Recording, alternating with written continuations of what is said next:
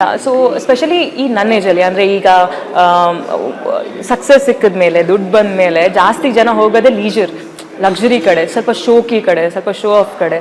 So ನಾನು ನೋಡಿದ್ದೀನಿ usual ಆಗಿ ಫ್ರೆಂಡ್ಸ್ ಎಲ್ಲ ಪಾರ್ಟೀಸಿಗೆ ಕರೆಯೋದು. ನಾನು ಎಲ್ಲಕ್ಕಿಂತ ಜಾಸ್ತಿ ಅವಾಯ್ಡ್ ಮಾಡೋದೆ. ನೀವು ನನ್ನ ಯಾವತ್ತೂ ಯಾವ ಪಾರ್ಟಿಲೂ ನೋಡಲ್ಲ. ನನಗೆ ಸುಮಾರು ಜನ ಇಂಡಸ್ಟ್ರಿ ಹೇಳಿದೆ, ಏನು ಆ ಪಾರ್ಟಿಲಿ ನೀನು ಇರಲಿಲ್ಲ ಅಂತ ಕೇಳ್ತಾರೆ. Because I am not a party person. So ನೀವೇನು ಮಾಡ್ತೀರಾ ಅಂದರೆ ನಾನು ಮೆಡಿಟೇಟ್ ಮಾಡ್ತೀನಿ ಅಂತ ಬಿಕಾಸ್ ನಾವು ಇವಾಗ ಅವರು ಒಂದು ಡ್ರಿಂಕ್ಸ್ ಕುಡಿದ್ರೆ ಅದ್ರಲ್ಲಿ ಎಷ್ಟು ಕ್ಯಾಲರೀಸ್ ನಾವು ತೊಗೊಳ್ತೀವೋ ನಾಳೆ ದಿವಸ ಅದನ್ನ ಬರ್ನ್ ಮಾಡೋಕ್ಕೆ ಸುಮಾರು ಕಷ್ಟಪಡಬೇಕಾಗತ್ತೆ. ಸೊ ನೀವು ಎಷ್ಟು ಬೇಗ ರಿಯಲೈಸ್ ಮಾಡ್ತೀರಾ ನನಗೆ ನನ್ನ ಬಗ್ಗೆ ಕೇರ್ ತೊಗೊಬೇಕು, ಬೇರೆಯವ್ರನ್ನ ಇಂಪ್ರೆಸ್ ಮಾಡೋದಲ್ಲ ಅಂತ ಎಷ್ಟು ಬೇಗ ನೀವು ಕನ್ಸಿಡರ್ ಮಾಡ್ತೀರೋ ಅಷ್ಟು ನೀವು ಉಳಿಬೋದು, ಬಾಳ್ಬೋದು, ಆ್ಯಂಡ್ ಸುಮಾರು ಜನಕ್ಕೆ ಇನ್ಸ್ಪೈರ್ ಮಾಡ್ಬೋದು, ಇಷ್ಟಪಡ್ಬೋದು. And that is the priority. Because ಒಬ್ರು ಬಂದ್ಬಿಟ್ಟು ನಮ್ಮ ಲೈಫಲ್ಲಿ ಲವ್ ಅಂತ ತೋರಿಸ್ಬಿಟ್ಟು ಬಿಟ್ಟು ಹೋಗ್ತಾರೆ, ಅದಕ್ಕೋಸ್ಕರ ನಾವು ಕೊಡ್ಕೊಂಡು ಇಟ್ಬಿಡ್ತೀರಿ, ಅವ್ರು ಏನೂ ಮಾಡೋಲ್ಲ, ನಾವು ಸತ್ರು ಅವ್ರಿಗೇನು ಪ್ರಾಬ್ಲಮ್ ಇರಲ್ಲ. So it's better we take care of our self ಅಲ್ವಾ. ಸೊ ನಾನು ಆಕ್ಚುಲಿ ಸ್ವಲ್ಪ ಅಲ್ಲ ತುಂಬಾ ಜಾಸ್ತಿ ಇಂಟ್ರೋವರ್ಟ್. ಫಸ್ಟ್ ಎಕ್ಸ್ಟ್ರೋವರ್ಟ್ ಇದೆ, ಓಕೆ. ಆಮೇಲೆ ಈ ನಮ್ಮ ಪರಂಪರ ರಕ್ಷಿತ್ ಸರ್ ತಂಡ ಜೊತೆ ಎಲ್ಲ ಸೇರಿ ನಾನು ಇಂಟ್ರೋವರ್ಟ್ ಆಗಕ್ಕೆ ಶುರು ಆದೆ. ಬಿಕಾಸ್ ನಾನು ನನ್ನ ಫ್ರೆಂಡ್ಸ್ ಜೊತೆನೆ ಆಗೋದು ಜಾಸ್ತಿ, ಅವರಿಂದ ಕಲಿಯೋದು ಜಾಸ್ತಿ. ರಕ್ಷಿತ್ ಸರ್ ಇಂಟ್ರೋವರ್ಟ್ ಅಂತ ನಿಮಗೂ ಗೊತ್ತಿರುತ್ತೆ, ನಾನು ಅವ್ರ ತರ ಆಗಕ್ಕೆ ಶುರು ಆಗ್ಬಿಟ್ಟೆ. ಅವ್ರನ್ನ ತುಂಬಾ ನಾನು ಅಡ್ಮೈರ್ ಮಾಡ್ತೀನಿ, ಅವರಿಂದ ತುಂಬಾ ಇನ್ಸ್ಪಿರೇಷನ್ ತಗೊಂತೀನಿ. ಅವ್ರು ಹೇಗಿದ್ದಾರೋ ಹಾಗೆ ನಾನು ಆಗ್ಬೇಕು ಅಂತ ಅದು ನಂಗೆ ಯಾವತ್ತೂ ಇತ್ತು. Because I respect him a lot. So ಅವ್ರು ಬುಕ್ ಓದ್ತಾ ಇದ್ರು, ನಾನು ಬುಕ್ ಓದಕ್ ಶುರು ಮಾಡ್ಬಿಟ್ಟೆ. ಹಾಗಿದೆ, I respect him a lot. So ನಾನು ಇಂಟ್ರೋವರ್ಟ್ ಆಗಕ್ ಶುರು ಆದಾಗ ಲೈಕ್ ಜನ ಎಲ್ಲ ಬಂದಾಗ ಕಾನ್ಶಿಯಸ್ ಆಗೋದು ನನಗೂ ಸ್ವಲ್ಪ ಆಗಕ್ ಶುರು ಆಯಿತು. ಸೊ ಅದಕ್ಕೆ ನಾನು ಮಾಸ್ಕ್ ಹಾಕೊಂಡು ಓಡಾಡಕ್ ಶುರು ಮಾಡಿದೆ. ಸೊ ಒಂದ್ಸತಿ ಹಿಂಗೆ ಕೂತ್ಕೊಂಡಿದ್ದೀನಿ ಮಾಸ್ಕ್ ಹಾಕೊಂಡು, ಒಂದು ಮಸಲ್ ಮೆಮೊರಿ ಆಗ್ಬಿಟ್ಟಿದೆ. ಹೋದ ತಕ್ಷಣ ಮೆಟ್ರೋಲಿ ಇಯರ್ಫೋನ್ ಹಾಕೊಂಡ್ಬಿಡೋದು.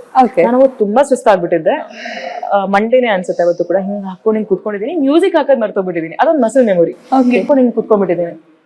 ಯಾರಾದ್ರೂ ನೋಡಿದ್ರೆ ಪಾಪ ಈ ಹುಡುಗಿ ಎಷ್ಟು ಸುಸ್ತಾಗಿದ್ದಾಳೆ ಅಂತ ಅನ್ಕೊಬೇಕು ಆಯ್ತಾ. ಹಿಂಗೆ ಕೂತ್ಕೊಂಡಿದ್ದೀನಿ, ಸಡನ್ ಆಗಿ ಸಂಗೀತ ಅಂತ ಕೇಳಿಸ್ತು ಆಯ್ತಾ. ನಾನು ಏನೋ ಎಕೋ ಆಯ್ತಲ್ವಾ ಅಂತ ಹಿಂಗೆ ನೋಡ್ತಾ ಇದ್ದೀನಿ. ನೀನು ಓ ಶೆಟ್, ನಾನು ಜಾಸ್ತಿನೇ ನಿದ್ದೆಲಿದ್ದೀನಿ ಅನ್ಸತ್ತೆ, ಹಂಗೆ ಕೇಳಿಸ್ತು ಅಂತ ಅನ್ಕೊಂಡೆ. ಮತ್ತೆ ನಾನು ಇಲ್ಲ ಕೇಳಿಸುತ್ತೆ ನಂಗೆ ನಿಜವಾಗ್ಲು ಅಂತ ಹಿಂಗೆ ನೋಡ್ದೆ. ಈ ಹುಡುಗಿ ಪಕ್ಕದಲ್ಲಿ ಕೂತೋಳು ಹಿಂಗೆ ಕೂತಿದ್ದಾಳೆ. ನಾನು ಅಲ್ಲ ಅನ್ಬಿಟ್ಟು ಹಿಂಗೆ ಕೂತೆ. ಕಾಟ್ ಯು ಅಂತ ಹೇಳಿದ್ಲು. ನಾನು ಸಾರಿ ಅಂದೆ. ಐ ಕಾಟ್ ಯು ಅಂದ್ಲು. ನಾನು ಸಾರಿ ಅಂದೆ. ಸಂಗೀತ ಶೃಂಗೇರಿ ರೈಟ್ ಅಂದ್ಲು. ನಾನು ಯಾ ಅಂತ ಹೇಳ್ದೆ. I am big fan of you ಅಂದ್ಲು. ನಾನು ಓಕೆ ಫೈನ್ ಅಂದೆ. ನಾನು ತುಂಬಾ ಮೂವೀಸ್ ನೋಡ್ತೀನಿ, ನನಗೆ ಬೇಗ ಪರಿಚಯ ಹಿಡಿತೀನಿ, ನನ್ಗೆ ಗೊತ್ತಾಯ್ತು ನಿಮ್ ಕ್ಲಾಸ್ ನಿಮ್ ಕಣ್ಣಿಂದಾನೇ ಗೊತ್ತಾಯ್ತು ಅಂತ ಹೇಳಿದ್ರು. ಓಕೆ ಓಕೆ ಗುಡ್ ಅಂದೆ. ಆಮೇಲೆ ನಾನು ಹೇಳಿದೆ ನೀವೇನ್ ಮಾಡೋದು ಅಂತ. ಶಿವ ಡಾಕ್ಟರ್. ವಾವ್, ನಾನು ಡಾಕ್ಟರ್ ಆಗ್ಬಿಟ್ಟು ಇಷ್ಟು ಬೇಗ ಕಂಡಿಡಿತೀನಿ ಅಂತ. ಆಮೇಲೆ ಒಂದು ಸೆಲ್ಫಿ ತಗೊಂಡ್ರು, ಮಾಸ್ಕ್ ತೆಗ್ಸಿ ಒಂದು ಸೆಲ್ಫಿ ತಗೊಂಡ್ರು. ಸೊ ಇದು ಸುಮಾರಷ್ಟಾಗಿದೆ ನನಗೆ. ಅಂದ್ರೆ ಸುಮಾರು ಜನ ನೋಡ್ಬಿಟ್ಟು ನೀವು ಸಂಗೀತ ಶೃಂಗೇರಿ ಅಲ್ವಾ ಅಂತ. ಕೆಲವು ಸತಿ ನಾನು ತುಂಬಾ ಸುಸ್ತಾದಾಗ ನನಗೆ ಮಾತಾಡೋಕ್ಕೆ ಅಂದ್ರೆ ನನಗೇನು ಭಯ ಅಂದ್ರೆ ಎಲ್ಲಿ ನಾನು ಅವರಿಗೆ ರಿಪ್ಲೈ ಮಾಡದಿದ್ರೆ ಅವ್ರಿಗೆ ಬೇಜಾರಾಗತ್ತೋ ಏನೋ ಅಂತ ಏನೇನೋ ಅನಿಸ್ತಾ ಇರುತ್ತೆ. ಕರೆಕ್ಟಾಗಿ ತಲೆಯಲ್ಲಿ ಏನೇನೋ ಓಡ್ತಾ ಇರುತ್ತೆ. ಸಂಗೀತ ಶೃಂಗೇರಿ ಇಲ್ಲ ಅಂದ ತಕ್ಷಣ ಅಂತ ಹೇಳ್ತೀನಿ ನಾನು. ರೆಸ್ಪಾನ್ಸ್ ನೋಡೋಕೆ ಅವ್ರು ಹೆಂಗ್ ರೆಸ್ಪಾಂಡ್ ಮಾಡ್ತಾರೆ ಅಂತ. ಇದೆಲ್ಲ ನಂಗೆ ಆಟ ಆಡೋಕ್ಕೆ ತುಂಬಾ ಇಷ್ಟ. ಸೊ ನಾನು ಕ್ಯಾ ಬೋಲ್ದೆ ತುಮ್ ಅಂತೀನಿ ಆಯ್ತಾ. ನಾನು ಲೈಕ್ ಆಸ್ ಎಫ್ ನಾನು ನಾರ್ತ್ ಇಂಡಿಯನ್ ಅಂತ.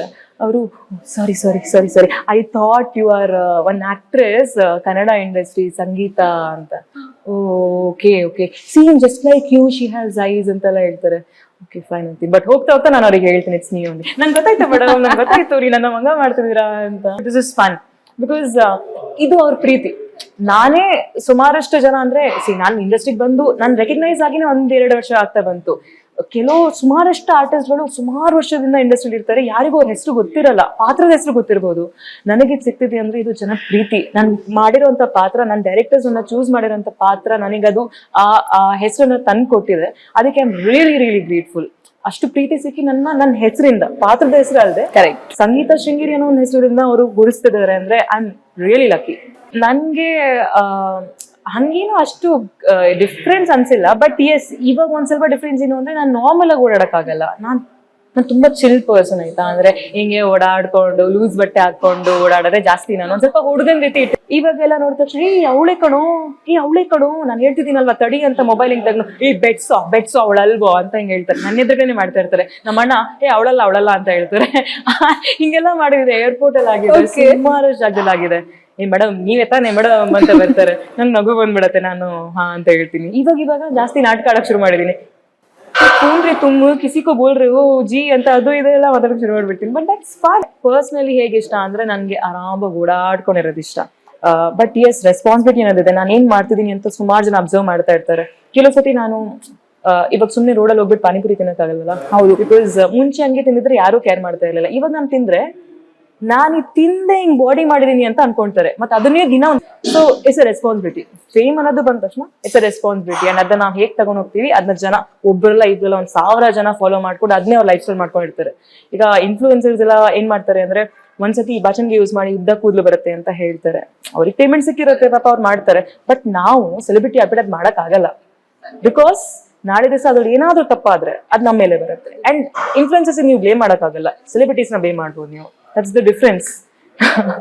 ಅದಕ್ಕೆ ನಾನು ಬ್ರ್ಯಾಂಡ್ ಚೂಸ್ ಮಾಡ್ಬೇಕಿದ್ರು, ಯಾವ್ದಾದ್ರು ಮಾಡ್ಬೇಕಿದ್ರೆ ನಾನು ತುಂಬಾ ಯೋಚನೆ ಮಾಡ್ತೇನೆ. ನಾನು ಯಾವ್ದು ಮಾಡದೇ ಇಲ್ಲ ಆಲ್ಮೋಸ್ಟ್. ಬಿಕಾಸ್ ರೆಸ್ಪಾನ್ಸಿಬಿಲಿಟಿ ನಾನ್ ಮಾಡೋದ್ನ ಒಂದು ಸುಮಾರಷ್ಟು ಜನ ಸೀರಿಯಸ್ ಆಗಿ ತಗೊಂಡು ಫಾಲೋ ಮಾಡೋರು ಇರ್ತಾರೆ.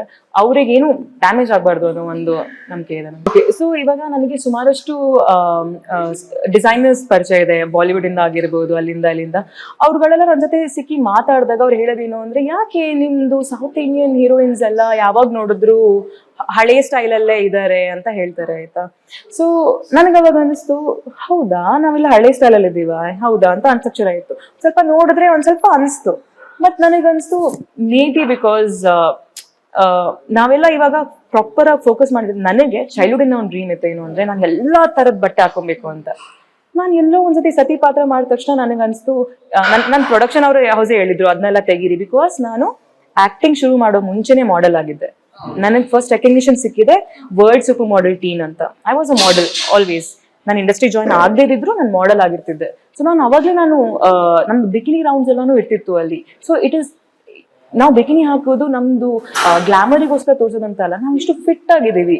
ಸೊ ಆ ಫಿಟ್ ಆಗಿ ಏನಕ್ಕೆ ಇದೀವಿ ಅಂದ್ರೆ ನಮ್ದು ಈಟಿಂಗ್ ಹ್ಯಾಬಿಟ್ಸ್ ಅಂಡ್ ನಾವು ಮಾಡುವಂತ ವರ್ಕ್ಔಟ್. ಸೊ ಎಲ್ಲರೂ ಹಂಗೆ ಅದನ್ನ ಫಾಲೋ ಮಾಡ್ಕೊಂಡಿದ್ರೆ ಎಲ್ಲರೂ ಫಿಟ್ ಆಗಿರ್ತಾರೆ, ಯಾರಿಗೂ ಆರೋಗ್ಯದಲ್ಲಿ ಏನು ಪ್ರಾಬ್ಲಮ್ ಬರಲ್ಲ ಅಷ್ಟೇ, ಬೇರೆ ಏನು ಅಲ್ಲ. ಸೊ ಅದೆಲ್ಲ ಅವಾಗಲೇ ಮಾಡಿದ್ನಿ. ಬಟ್ ಏನಿಗೆ ಗೊತ್ತಿರಲಿಲ್ಲ ಅಂದ್ರೆ, ಅವಾಗ ನಾನು ಫೇಮಸ್ ಇರಲಿಲ್ಲ. ನಾನು ಅವಾಗ್ಲೂ ಮಾಡ್ತಿದ್ದೆ. ಬಟ್ ಹರರ್ ಮಹಾದೇವ ನಂತರ ನನಗೆ ಪ್ರೊಡಕ್ಷನ್ ಹೌಸ್ ಹೇಳಿದ್ರು ತೆಗೀರಿ, ಅದು ಇಶ್ಯೂ ಆಗತ್ತೆ ಅಂತ. ನಾನು ತೆಗ್ದಿದ್ದೆ, ಫೈನ್ ಅಂತ. ಹರರ್ ಮಹಾದೇವ ಆಯ್ತು. ಒಂದ್ 2-3 ವರ್ಷ ನಾನು ಅದೇ ರೀತಿ ಇದ್ದೆ, ಅದೇ ಅಂದ್ರೆ ಒಂದು 19-20 ವರ್ಷ ನಾನು ಹಂಗೆ ಇದ್ದೆ. ಲೈಕ್ ಏನು ಒಂದ್ ಸ್ವಲ್ಪ ಸಾರಿ ಗೀರಿ, ನನ್ನ ಏಜಿಗೆ ಬಟ್ಟೆನೇ ಅಲ್ಲ ಅದು. ಯಾವ ವಯಸ್ಸಲ್ಲಿ ಯಾವ್ದು ಹಾಕ್ಬೇಕು ಅದು ಹಾಕ್ಬೇಕು ಅಲ್ವಾ. ಇಲ್ಲ ಅಂದ್ರೆ ನಾವು ಒಂದು 40-50 ವರ್ಷ ಆದ್ಮೇಲೆ ನಾನು ಆ ಬಟ್ಟೆ ಹಾಕಿಲ್ಲ ಅನ್ನೋದೊಂದು ಬೇಜಾರ್ ಬರುತ್ತೆ. ಆವಾಗ ಹಾಕಕ್ಕಾಗಲ್ಲ ತಾನೆ. ಸೊ ಯಾವಾಗ ಏಜ್ ಇದೆಯೋ ಅವಾಗ ಅದ್ ಹಾಕೊಂಡ್ಬಿಡ್ಬೇಕು. ನಾವು ಚಿಕ್ಕವ್ರು ಇರ್ಬೇಕಿದ್ರೆ ಫ್ರಾಕ್ ಹಾಕೊಂತಿದ್ವಿ, ಮಿನಿ ಫ್ರಾಕ್ ಇಲ್ಲ. ಇವಾಗ ಆ ಮಿನಿ ಫ್ರಾಕ್ ಹಾಕಕ್ಕಾಗತ್ತೆ ಅದೇ ತರದ್ದು, ಆಗಲ್ಲ. Because so I just felt ನನ್ನ ಹತ್ರ ಏಜ್ ಇದೆ, ಈ ವಯಸ್ಸು ನಂಗೆ ಮತ್ತೆ ವಾಪಸ್ ಸಿಗಲ್ಲ. ನನಗೇನ್ ಬೇಕು ನಾನು ಹಾಕೊಂತೀನಿ, ಆ ಬಟ್ಟೆ ಹಾಕೊಳ್ಳೋ ಹಾಗೆ ನಾನ್ ಫಿಟ್ ಆಗಿರ್ತೀನಿ ಅಂತ. ಸೊ ನಾನು ವರ್ಕ್ಔಟ್ ಮಾಡಕ್ ಶುರು ಮಾಡಿದೆ ಅಂಡ್ ಟ್ರಾನ್ಸ್ಫರ್ ಮಾಡ್ಕೊಂಡೆ. ನನಗೇನ್ ಇಷ್ಟನೋ ನಾನು ಇವಾಗ ಹಾಕೊಂತಿದ್ದೀನಿ, ನನಗೇನು ಟೆನ್ಷನ್ ಇಲ್ಲ ನನಗೆ ಇಲ್ ಫ್ಯಾಟ್ ಇದೆ ಅಲ್ಲಿ ಫ್ಯಾಟ್ ಇದೆ ಅಂತ. ಬಿಕಾಸ್ ಅದ್ರ ಮೇಲೆ ನಾನು ಕಷ್ಟ ಪಡ್ತಾ ಇದ್ದೀನಿ.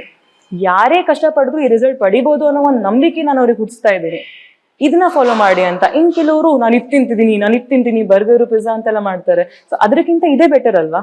ಇದ್ ಮಾಡ್ಬಿಟ್ಟು ನನ್ನ ಬಾಡಿ ಚೆನ್ನಾಗಿದೆ ಅಂತ ತೋರಿಸ್ಕೊಂಡು ಅವರಿಗೆ ಫ್ಲಾಂಟ್ ಮಾಡ್ತಿದ್ದೆ, ಅದ್ರಲ್ಲಿ ಏನ್ ತಪ್ಪಿದೆ? ಏನೂ ತಪ್ಪಿಲ್ಲ. ಅಂಡ್ ನಾನು